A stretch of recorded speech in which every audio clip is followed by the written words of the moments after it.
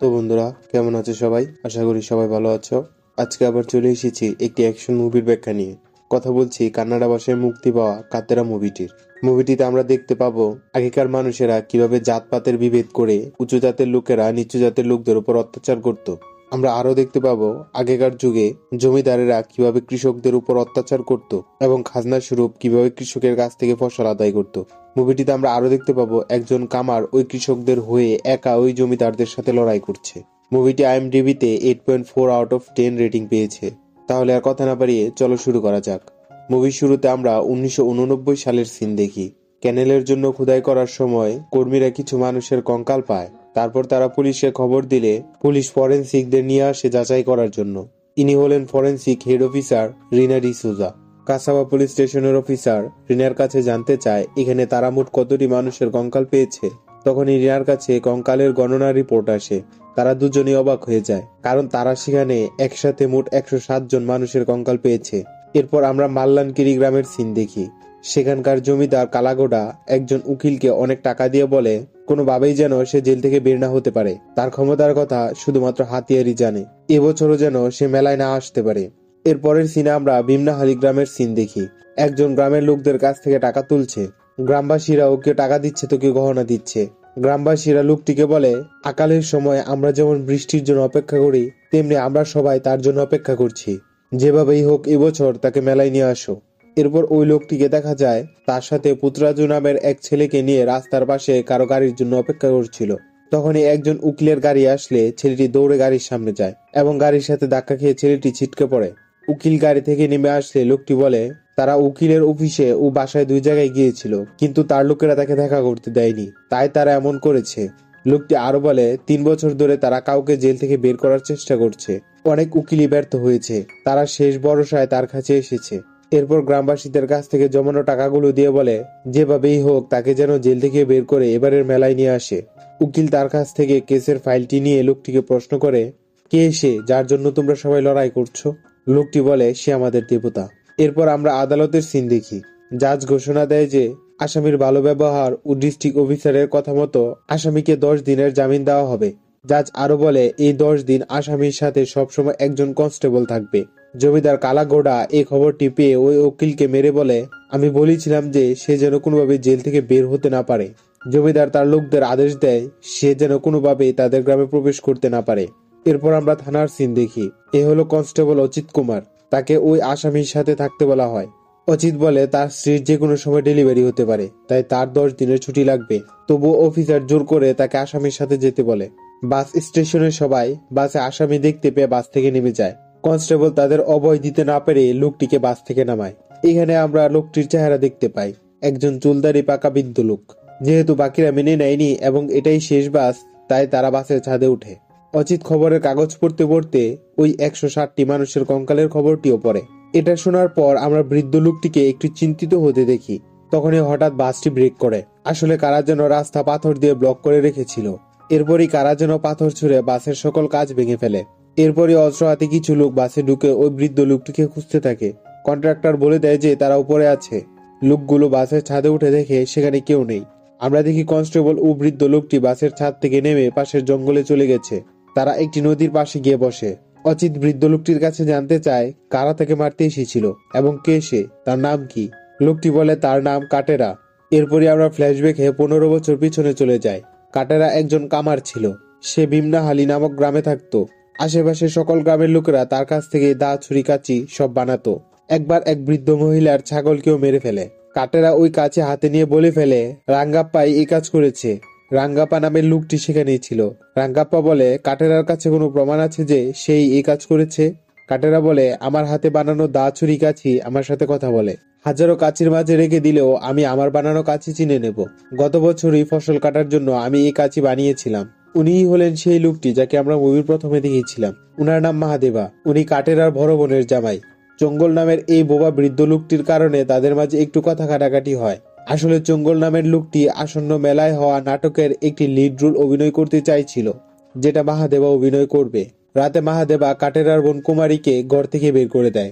কুমারী মায়ের বাসায় এসে কাটেরাকে সবকিছু বললে কাটেরা মহাদেবের সাথে কথা বলতে যায়। কাটেরা বলে আমাদের মাঝে ঝগড়ায় বাড়ির মহিলাকে কেন টানা হচ্ছে। মাহাদেবা বলে, তোকে কন্ট্রোলে রাখার জন্যই তোর বোনকে ঘর থেকে বের করে দিতে হয়। তাদের কথায় পুরো এলাকাবাসী একত্রিত হয়ে গেলে তারা ঘরের ভিতরে ঢুকে। ঘরের ভিতরে চঙ্গলকে দেখা যায় পানির বোতল নিয়ে বসে আছে। আসলে ড্রিঙ্ক করার জন্য এই মাহাদেবা এইসব করেছে।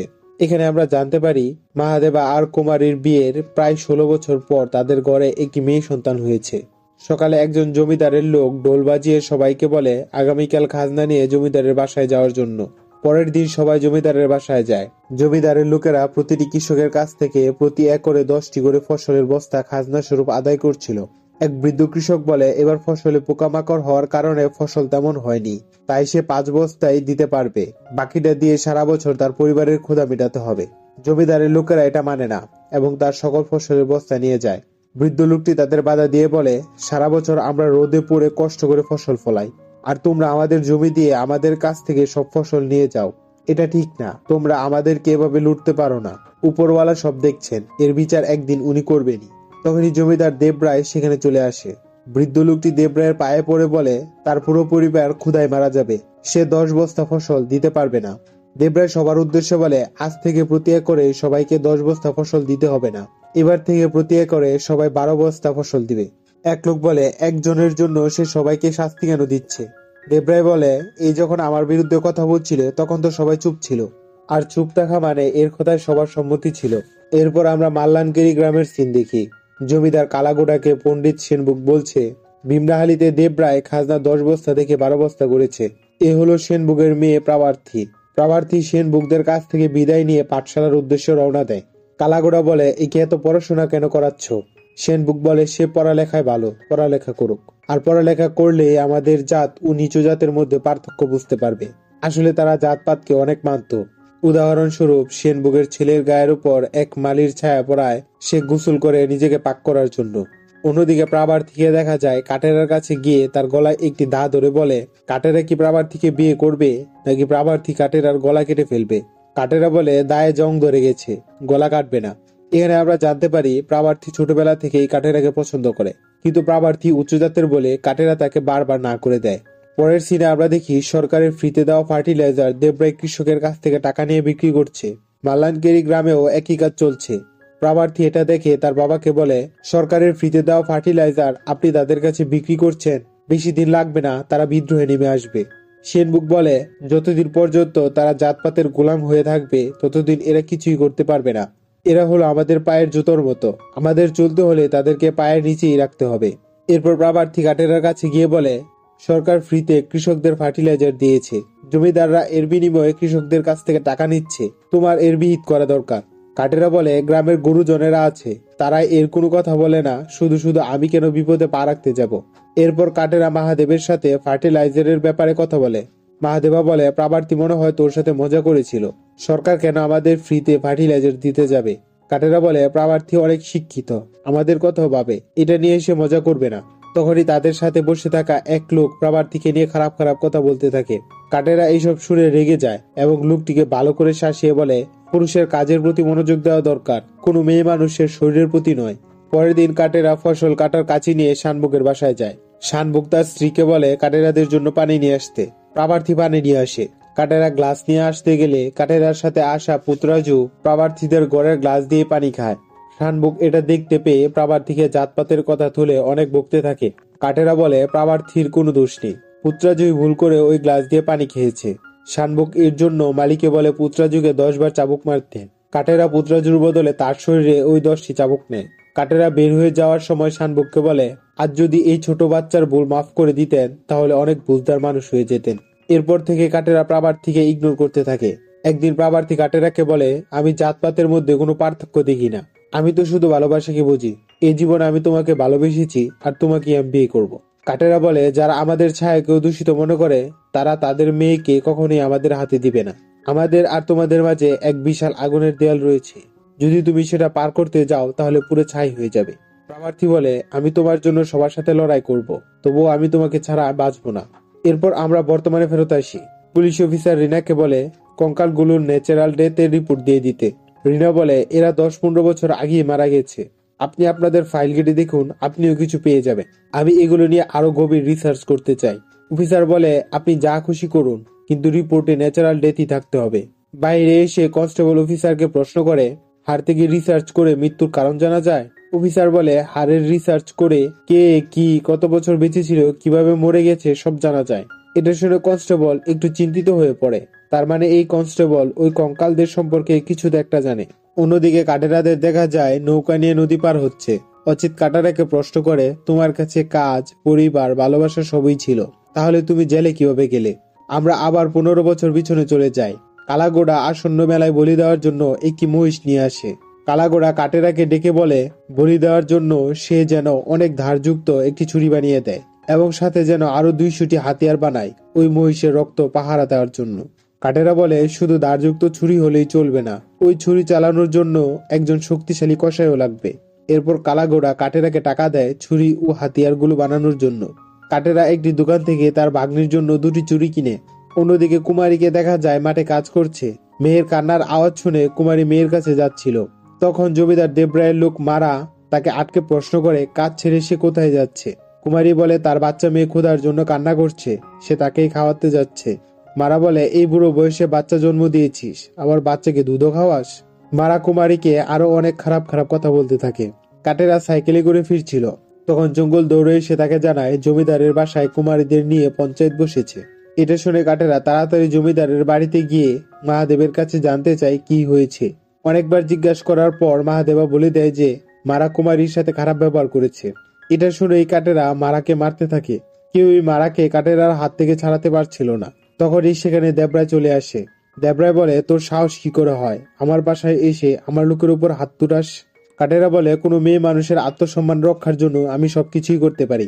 দেবরায় বলে, একই শাস্তি দেওয়ার জন্য আমি আছি, পঞ্চায়েত রাজ আছে। কাটেরা দেবরায়ের কথা উপেক্ষা করে সবার সামনে মালার একটি চোখ উপড়ে ফেলে। দেবরায় এতে ক্ষিপ্ত হয়ে বলে, তোর এত সাহস, আমার কথা উপেক্ষা করে তুই এর চোখ উপড়েছিস?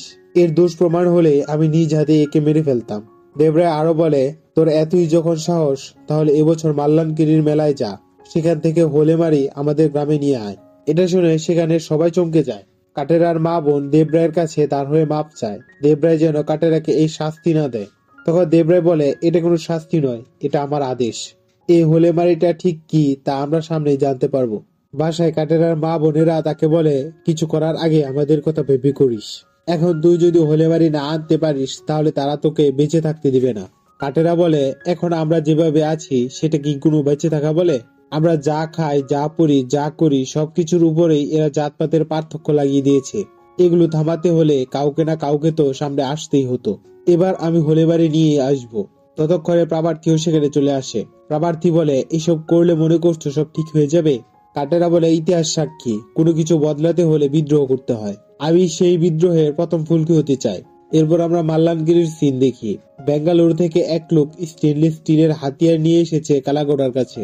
লোকটি তাকে একটি স্টিলের তৈরি সুন্দর দেখতে ছুরি দেয়। তখনই কাটেরা সেখানে চলে আসে। কাটেরা তার সাথে 200টি হাতিয়ার ও একটি লোহার তৈরি বিশাল ছুরি নিয়ে আসে। কালাগোড়া বলে, তোর কপাল কতটাই খারাপ, নিজেকে মারার জন্য নিজ হাতে হাতিয়ার বানিয়েছিস। কাটেরা বলে, হাতিয়ার দেখায় নয়, চালানোই সুন্দর হতে হবে। হাতিয়ার দেখে মানুষের মাঝে ভয়ের সৃষ্টি হতে হবে। এটাই তফাৎ মেশিনের তৈরি স্টিলের আর লোহার তৈরি তলোয়ারের মাঝে। এটা বলেই কাটেরা তার বানানো একটি হাতিয়ার দিয়ে বিশাল ওই স্টিলের ছুরিটিকে 2 টুকরো করে ফেলে। এটা দেখে কালাগোড়া বলে, এই হাতিয়ার হাতে আমার লোকেরা রাক্ষস হয়ে যাবে, এখনো সময় আছে কাটেরা, এখান থেকে পালিয়ে যা। কাটেরা বলে, কামারের সাথে তলোয়ারের খেলা এটা নতুন কিছুই না। বর্তমানে অচিত প্রশ্ন করে, একজন তোমাকে হোলেমারি আনতে বলে, আরেকজনকে তুমি চ্যালেঞ্জ করেছো হোলেমারি নিয়ে যাবে, এই হোলেমারিটা আসলে কি? তখন নৌকার মাঝি বলে, হোলেমারি হলো মেলায় বলি দেওয়া মহিষের রক্ত নিজের গ্রামে নিয়ে আসা। আসলে সেখানে প্রতি 3 বছর অন্তর অন্তর আশেপাশের সকল গ্রাম মিলে একটি মেলার আয়োজন করে। তারা বিশ্বাস করত যে মেলা যে গ্রামে হবে ঈশ্বরের আশীর্বাদ সেই গ্রামের উপরই বজায় থাকবে।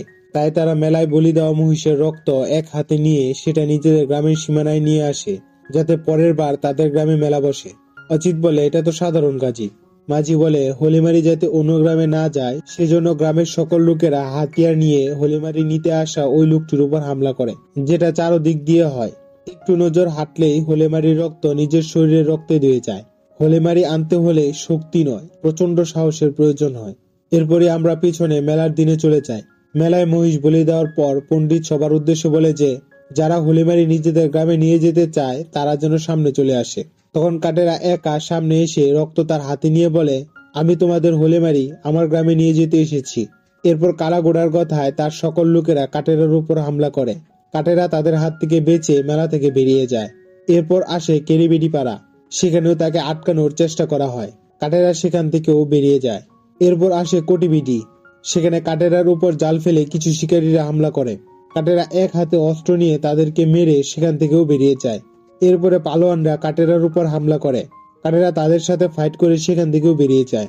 অন্যদিকে কাটেরা গ্রামের লোকেরা সীমানায় বসে কাটেরার জন্য অপেক্ষা করছিল। এরপর আগ্রায় মহিলারা কাটেরার চোখে মরিচের গুঁড়া ছিটিয়ে দেয়। তখন হাতিয়ার হাতে কিছু লোক তার দিকে ধেয়ে আসছিল। এমন সময় কুমারী সেখানে এসে কাটেরার চোখে মুখে পানি দেয়। এরপর কাটেরা তাদেরকেও মারতে থাকে।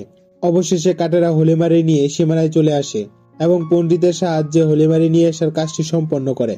গ্রামের সবাই এতে অনেক খুশি হয় এবং কাটেরার জয়গান করতে থাকে। একদিন প্রার্থী একটি খবরের কাগজ নিয়ে এসে কাটেরাকে জানায়, প্রধানমন্ত্রী দেশের ভূমি সংস্কার নীতি পাশ করেছে। এর মানে ফসলের জমির মালিক এখন থেকে জমিদাররা নয়, কৃষকেরা হবে। কাটেরা এটা শুনে কিছু কৃষকদেরও এটা জানায় এবং কিছু কৃষকদের সাথে নিয়ে স্থানীয় সরকারি অফিসে যায়। সরকারি কর্মকর্তা বলে, সরকারি নিয়ম তো রাস্তায় হওয়া গর্তের মতো, একের পর এক আসে আর যায়। প্রার্থী বলে, ওই নিয়ম কৃষকদের ভালোর জন্য, আপনি শুধু সবার কাছে এই খবর পৌঁছে দিন। অফিসার বলে, তুমি কেন এখানে এদের হয়ে নেতাগিরি করছো? তখন কাটেরা বলে, এটাকে নেতাগিরি নয়, মানবিকতা বলে। কাটেরা অফিসারকে ভয় দেখিয়ে নিয়মের পেপার নিয়ে আসে। রাতে প্রার্থী পুরো গ্রামের সামনে ওই নিয়ম পড়ে শোনায়। গ্রামবাসীরা বলে, সরকার তো একের পর এক বদলাতেই থাকে, কিন্তু আমরা জমিদারের বিরুদ্ধে কিভাবে যাব? আরেকজন বলে, আমরা না হয় জমিদারকে বলবো খাজনা 12 বস্তার জায়গায় 8 বস্তা করে নিতে। প্রার্থী বলে, আপনাদের এমন চিন্তা ভাবনার কারণে এখনো তারা আপনাদের উপর টিকে আছে। মহাদেবা বলে, আসলে তারা যদি রেগে যায় এবং হিতের বিপরীত হয় তাহলে আমাদের কাছে যা আছে তাও আমরা হারাতে পারি। তখনই জমিদারের লোক ঢোল বাজাতে বাজাতে বলে, কালকে সবাই যেন খাজনা নিয়ে জমিদারের বাসায় যায়। অন্যদিকে দেখা যায় দেবরায়ের বাসায় আশেপাশের সকল জমিদাররা একত্রিত হয় ওই নতুন নিয়ম নিয়ে আলোচনা করার জন্য। একজন ওই নিয়মের সাথে সম্মতি করে বলে, কৃষকেরা তো বাহিরের কেউ নয়, আমাদেরই লোক।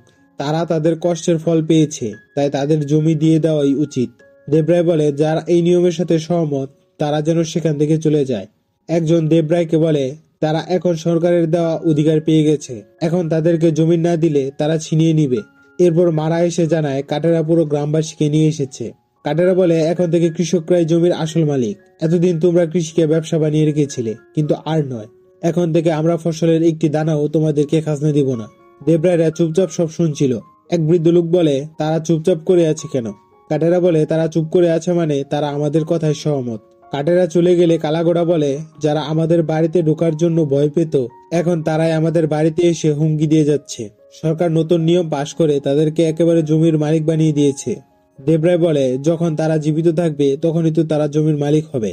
বর্তমানে রিনা পুলিশ অফিসারকে ডেকে জানায়, তাদের পাওয়া সবগুলো কঙ্কাল পুরুষের, যাদের বয়স 20 থেকে 50 বছরের ভিতরে। প্রতিটি কঙ্কালেই গভীর ক্ষত রয়েছে, কারো হাড় কাটা, কারো স্পাইনাল কর্ড কাটা, কারো খুলিতেও কাটার দাগ রয়েছে। কেউ অনেক ধারের তলোয়ার ব্যবহার করে তাদেরকে মেরেছে। এটা বিশাল বড় একটি হত্যাকাণ্ড। এদিকে অচিত খবরের কাগজ হাতে নিয়ে বলে, তাহলে সেখানে যে 160টি কঙ্কাল পাওয়া গিয়েছে সেগুলো তোমার গ্রামের কৃষকদের? এদিকে অফিসার রিনাকে বলে, কে জানে কি হয়েছিল না হয়েছিল, ন্যাচারাল ডেথের রিপোর্ট বানিয়ে দিন। রিনা বলে, আপনি পাগল হয়ে গেছেন, এসব 10 থেকে 15 বছর আগেই ঘটেছে। হত্যাকারী এখনো হয়তো সমাজে ঘুরে বেড়াচ্ছে। আমি এর শেষ দেখে ছাড়বো এবং সবাইকে এর ব্যাপারে জানাবো। কনস্টেবল আবার অফিসারকে প্রশ্ন করে, এই রিপোর্টে কি জানা যাবে কে এবং কেন এই হত্যাকাণ্ড করেছে? অফিসার বলে, এই রিপোর্ট বের হলে সেটা আমাদের খুঁজে বের করতে হবে, নইলে স্পেশাল ফোর্সকে দায়িত্ব দেওয়া হবে। এটা শুনে কনস্টেবল আরো চিন্তিত হয়ে পড়ে। অন্যদিকে অচিত আবার প্রশ্ন করে, সেখানে যে 160টি কঙ্কাল পাওয়া গেছে সেগুলো কি তোমার গ্রামের কৃষকদের? তখনই একজন তাদের দরজায় এসে নক করে। অচিত লাইট নিয়ে দরজা খুলে তাকে প্রশ্ন করে, কে সে? ছেলেটি কোনো কথা না বলে দৌড়ে চলে যায়। এরপরই সেখানে অনেকগুলো লোক চলে আসে। এদের দেখে অচিত দরজা বন্ধ করে ফেলে। একজন বলে, তার হাতে হাত করা লাগিয়ে বাইরে নিয়ে আসো, তাহলে আমরা তোমাকে জীবিত ছেড়ে দিব, নইলে দুজনকেই ঘর সহ আগুন লাগিয়ে দেব। এরপরে কাটেরা ও অচিত বেরিয়ে আসে। অচিত চলে যেতে চাইলে তারা অচিতকেও মারার চেষ্টা করে। তখন কাটেরা হাতবন্দি অবস্থায় মুখে একটি তলোয়ার নিয়ে তাদের সাথে ফাইট করে, তাদেরকে মারতে থাকে। তাদের সবাইকে মেরে তারা একটি টানেলের ভিতরে আসে। অচিত বলে, এসবের পর আর না, চলো এখান থেকে চলে যাই। কাটেরা এতে রাজি হয় না, তাই অজিত তাকে গান পয়েন্ট করে বলে, বাসায় মা বোন ও গর্ভবতী স্ত্রী আমার জন্য অপেক্ষা করছে। কাটেরা বলে, এমন হাজারো বন্দুকও আমার জীবনের রাস্তা বদলাতে পারবে না। আমরা আবার 15 বছর পিছনে চলে যাই। প্রার্থীকে তার চাচার ছেলের সাথে বিয়ে দেওয়ার জন্য নিয়ে যাওয়া হচ্ছিল। কাটেরা তাদের রাস্তা আটকায়। মহাদেবা সেনবুককে বলে, তার মেয়ে প্রার্থী ও কাটেরা একে অপরকে ভালোবাসে। শানবুক প্রার্থীকে বলে, তুমি তোমার জাত আমাদের, তোমার আত্মীয় স্বজনদের চাও নাকি কাটেরাকে চাও? প্রার্থী সবাইকে ছেড়ে কাটেরার কাছে চলে আসে। শানবুক সবার সামনে বলে, আজ থেকে প্রার্থী তাদের জন্য মারা গেছে। এর কয়েকদিন পর প্রার্থীর ছোট ভাই পাদ্দু তার সাথে দেখা করতে আসে। পাদ্দু চলে যাওয়ার সময় কাটেরা তাকে একটি ছুরি দিয়ে বলে, নতুন নিয়ম হওয়ার পর থেকে ক্ষতির আশঙ্কা বেড়ে গেছে, এটা সাথে রেখো, কাজে লাগবে। এরপর মহাদেবা এসে মেলায় হওয়া নাটকের পোস্টার দেখায়, যেখানে মহাদেবা অভিনয় করবে। জঙ্গল এটা দেখে কান্না করতে করতে চলে যায়। এরপর নাটকের দিন সবাই নাটক শুরু হওয়ার জন্য অপেক্ষা করছিল। তখনই মহাদেবার জায়গায় জঙ্গল চলে আসে। সবাই তাকে দেখে হাসাহাসি করতে থাকে। তখনই জঙ্গল মাইকের সামনে ডায়লগ বলতে শুরু করে। আসলে স্টেজের পিছন থেকে কাটেরা মাইকে ডায়লগ বলছিল, আর জঙ্গল সবার সামনে অভিনয় করছিল। নাটকের শেষে সবাই জোরে হাততালি দেয়। এটা দেখে জঙ্গল কেঁদে ফেলে। পরের সিনে আমরা দেখি দেবরায় আর কালাগোড়ারা মিনিস্টারের সাথে মিটিং করছে। দেবরায় বলে, আমরা আপনাকে টাকা দিয়ে লোক দিয়ে মিনিস্টারিতে বসিয়েছি, এখন সময় এসেছে আপনার আমাদেরকে সাহায্য করার। মিনিস্টার বলে, দেখুন ম্যাডাম ইন্দিরা কৃষকদের কথা অনেক ভাবেন, তিনি এই নিয়ম পাশ করেছেন। এমআরএস ইউআরএস এই নিয়ম মাঠ পর্যায়ে কার্যকর করছে। আমি শুধু আপনাদের উপদেশ দেওয়া ছাড়া কিছুই সাহায্য করতে পারবো না। দেবরায় বলে, তাহলে এখন কি করা যেতে পারে? মিনিস্টার বলে, সরকারের কর্মকর্তারা সার্ভে করতে আসবে, আপনারা শুধু কৃষকদের জমির কাছে আসা আটকাবেন, এরপরে বাকিটা আমি দেখে নেব। দেবরায় বলে, কৃষকরা কোনোভাবেই জমির কাছে আসবে না। পরের দিন পুলিশ হঠাৎ কাটেরার বাড়িতে এসে তল্লাশি করতে শুরু করে। তল্লাশি শেষে তারা কাটেরার ঘর থেকে লাল চন্দনের বস্তা বের করে আনে। লাল চন্দনের স্মাগলিংয়ের দায়ে পুলিশ তাকে ধরে নিয়ে যায়। আসলে দেবরায়রা প্ল্যান করে কাটেরার ঘরে লাল চন্দন রাখায় এবং পুলিশদের দিয়ে তাকে ধরিয়ে দেয়। পুলিশ অনেক মেরেও কাটেরার মুখ দিয়ে স্বীকার করাতে পারে না। প্রার্থীরা কাটেরার সাথে দেখা করতে আসলে কাটেরা বলে, যাই হোক না কেন জমিতে কৃষকের চাষ করা যেন বন্ধ না হয়। কাটেরা জেলে যাওয়ার পর থেকে মারারা সকল কৃষকদের মেরে জমিতে চাষ করা আটকাতে থাকে। এদিকে প্রার্থীরা বিভিন্ন উকিলের কাছে যায়, কিন্তু চন্দনের কেস দেখে কেউ কেসটি হাতে নেয় না। প্রার্থী আর কোনো উপায় না পেয়ে শানবুকের কাছে যায়। প্রার্থী বলে, কেউ ইচ্ছা করে কাটেরাকে ফাঁসিয়েছে। কয়েক সপ্তাহ ধরে আমরা অনেক চেষ্টাই করেছি, এখন শুধু আপনিই আমাদের সাহায্য করতে পারবেন। শানবুক বলে, যেদিন তুমি আমাদের ছেড়ে চলে গিয়েছিলে সেদিনই তুমি আমাদের জন্য মারা গিয়েছিলে। এখন একজন নিচু জাতের হয়ে তোমার সাহস কি করে হয় আমার কাছে এসে সাহায্য চাইছো? রাস্তায় প্রার্থীর এক বান্ধবীর বাবা মায়ের সাথে তার দেখা হয়। উনিও একজন উকিল। উনি কাটেরার কেসটি হাতে নেন। একদিন কোর্টে উনি প্রার্থীদের জানান, যেহেতু সে চন্দন সহ ধরা পড়েছে তাই এটা অনেক বড় একটি প্রমাণ। এখন শুধু একটি উপায় রয়েছে। এরপর রাতে গ্রামে সকল কৃষকরা একসাথে আলোচনা করে যে কাটেরা জেলে রয়েছে আর প্রার্থীও তাকে বের করাতে ব্যস্ত। খারাপ কিছু হওয়ার আগেই তারা জমিদারের কাছে গিয়ে মাফ চাইবে। পরের দিন দেখা যায় কৃষকেরা লাঙ্গল নিয়ে মাঠে গেছে। জমিদারের লোকেরা তাদের বাধা দিতে আসলে সেখানে কাটেরা চলে আসে। আমরা ফ্ল্যাশব্যাকে দেখি জঙ্গল কাটেরার অভিযোগ নিজের মাথায় নিয়ে কাটেরাকে জেল থেকে বের করেছে। এরপর কাটেরা সকল কৃষকদের একত্রিত করে সবাইকে নিয়ে সবুজ পতাকার দল বানায়, যারা কোনো জমিদারের গোলাম থাকবে না। জমিদারের লোকেরা যখনই তাদের বাধা দিতে আসে তারা সবুজ পতাকা দেখেই চলে যায়। ধীরে ধীরে সকল গ্রামের কৃষকরাও কাটেরাদের সাথে যোগ দেয়। একদিন প্রার্থী সবাইকে নিয়ে ডিস্ট্রিক্ট অফিসে যায়। কালেক্টর বলে, এই নিয়ম কৃষকদের ভালোর জন্যই, তাই এখন থেকে কোনো জমিদার কৃষকদের উপর অত্যাচার করতে পারবে না। আগামী সপ্তাহে আমাদের অফিস থেকে অফিসাররা যাবে। সকল কৃষকরা তাদেরকে টেনেন্সি পেপার দেখালেই জমি কৃষকদের নামে হয়ে যাবে। এরপর এক লোক দেবরায়ের কাছে এসে তাকে সবকিছু জানায়। তখনই কাটেরা আর প্রার্থী সেখানে আসে। কাটেরা বলে, যদিও আমাদের মাঝে ঝগড়া হোক তবুও আপনি আমাদের মালিক। আগামী সপ্তাহে আমাদের বিয়ে। প্রার্থী বলে, সেদিনই কৃষকেরাও জমির কাগজপত্র হাতে পাবে। আমরা খুশি হব যদি আপনি নিজ হাতে আমাদের ওই কাগজগুলো দেন। কাটেরারা চলে যাওয়ার পর দেবরায় কাউকে ফোন করে। এরপর আমরা একটি জঙ্গলের সিন দেখি। কিছু লোককে দেখা যায় কুয়া বানানোর জন্য মাটি খনন করছে। এক ছেলে এসে সেখানে লিডারকে জানায় তারা নতুন কাজ পেয়েছে। এরপর কাটেরা আর প্রার্থীর বিয়ের দিন চলে আসে। সবাই বেশ খুশি ছিল। কাটেরা বিড়ি খাওয়ার জন্য বাইরে আসে। রাস্তা দিয়ে রাঙ্গাপ্পাকে যেতে দেখে কাটেরা বলে, আমাদের মাঝে যা হয়েছে তা ভুলে গিয়ে বিয়েতে চলে এসো। কাটেরা আরো দেখে রাঙ্গাপ্পার সাথে অনেকগুলো কাছি রয়েছে। রাঙ্গাপ্পা বলে, তুমি বিয়ে নিয়ে ব্যস্ত, তাই ফসল কাটার জন্য অন্য জায়গা থেকে এগুলো বানিয়েছি। কাটেরা মহাদেবার কাছে জানতে চায়, এটা কি ফসল কাটার সময়? মহাদেবা বলে, না তো, এখন তো ফসল লাগানোর সময়। এটা শুনে কাটেরা রাঙ্গাপ্পার উপর সন্দেহ হয়। রাঙ্গাপ্পাকে দেখা যায় সব কাছিগুলো নিয়ে ওই লিডারকে দিয়ে দিচ্ছে।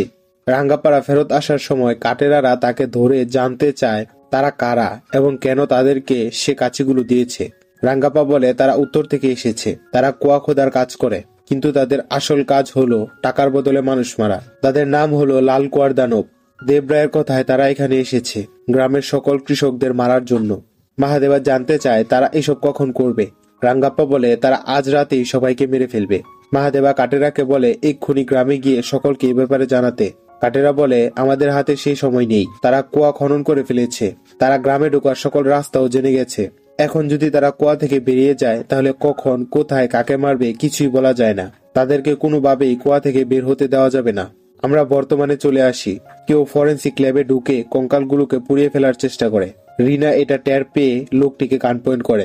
আমরা দেখি সে অন্য কেউ নয়, ওই কনস্টেবলটি ছিল। রিনা বলে তুমি এখানে কি করছো? আমরা আবার 15 বছর পিছনে চলে যাই। ওই লিডারকে দেখা যায় কৃষকদের মারতে যাওয়ার আগে পুরো দল নিয়ে পুজো করছে। তারা একটি শূকরকে মেরে তাদের যাত্রা শুরু করতে যাবে, কিন্তু শূকরটি কুয়োর উপরে উঠে আসে। শূকরটির দৌড়তে এর পিছনে দলের 3 জনও উঠে আসে। কাটেরা উপর থেকে তাদের মেরে নিচে ফেলে দেয়। এটা দেখে লিডার বলে দেবরায় বলেছিল তোর মাথা কেটে তার পায়ের নিচে রাখতে।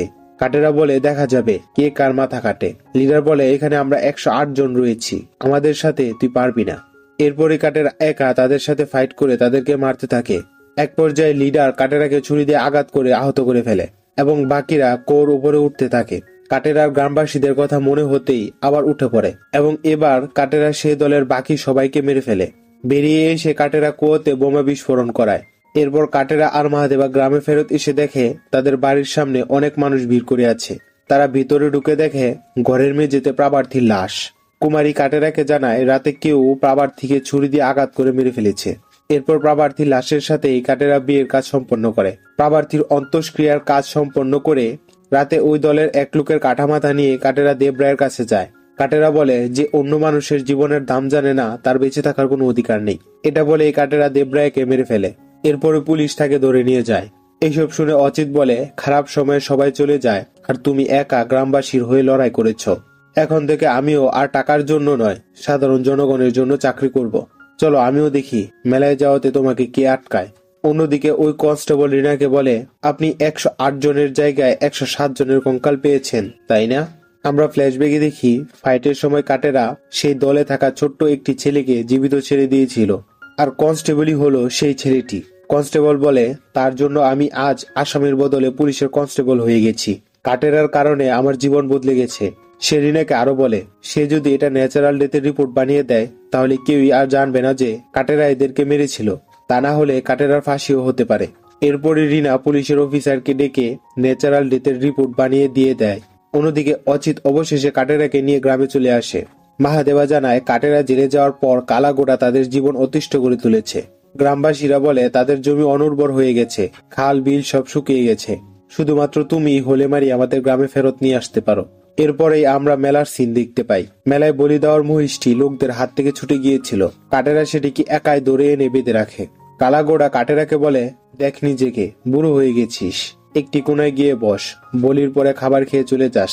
কাটেরা বলে আমার হয়তো বয়স বেড়ে গেছে কিন্তু জোশ শেষ হয়ে যায়নি, আমার সাথে লাগতে এলে তুমিও হয়তো আর বেঁচে থাকবে না।